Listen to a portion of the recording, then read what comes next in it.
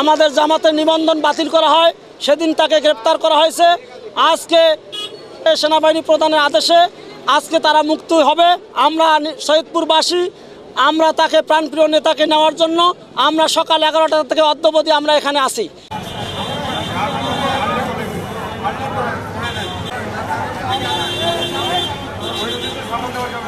আমির হাফেজ আব্দুল মুন্তাকিম বিগত রবিবারে তাকে কোটা আন্দোলনের জন্য নিয়ে আসা হয়, নানান প্রকারের জুলুম নির্যাতন করা হয়।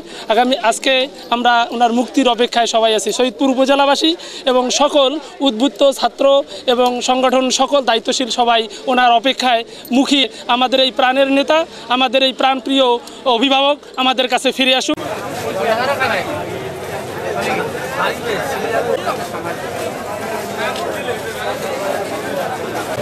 জুলাইয়ের 21 তারিখে আমার ছেলে বাসা থেকে বেরিয়ে আসছে, চৌমনি বাজারে তাকে ধরানো হয়েছে এবং সে শান্তিপ্রিয় আন্দোলনের পক্ষে সাপোর্ট ছিল, অথচ ও কোনো মিছিল মিটিংয়ে ছিল না, তাকে ধরে দেওয়া হয়েছে।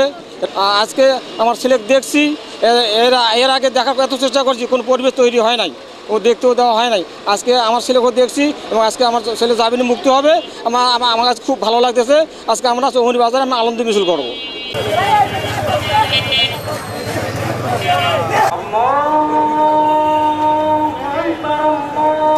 আমাকে ধরছে কবরস্থান মোড় থেকে 2 তারিখ 3:30 দিক ধরা হয়েছে এবং আজকে 6 তারিখ 5টার দিক ছাড় পাইলাম। আমার মন আজকে আমি অনেক আনন্দ পাইছি যে আজকে আমরা একটা স্বাধীন বাংলাদেশ পাইছি। এই জন্য আমার মনে আজকে আমি গর্বিত অনেক। আমি জেল খাচ্ছি এতে আমার কোনো আফসোস নেই। আমি যে আমার স্বাধীন বাংলা যে একটা স্বাধীন বাংলা আবার যেন একটা পাইছি, এটাতে আমি অনেক খুশি হয়েছি।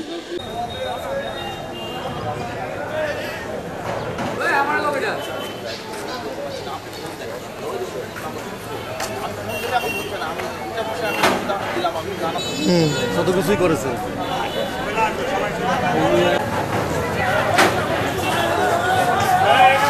এই দুঃশাসনের অবসানে দেশবাসী আজকে স্বস্তি পাচ্ছে। আমরা এই গোটা দেশকে নিয়ে, দেশের জনগণকে নিয়ে আমরা নতুন একটা সমৃদ্ধির দিকে দেশকে নিয়ে যেতে চাই। এই জন্য সকলের সহযোগিতা কামনা করছি আমরা।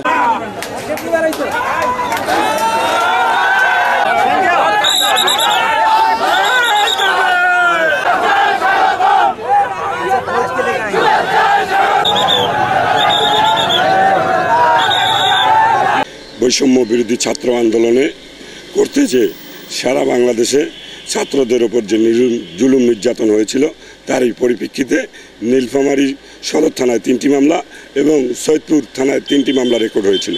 এই 3টি মামলায় অসংখ্য ছাত্রছাত্রী গ্রেপ্তার হয়েছিল, শিশু গ্রেপ্তার হয়েছিল।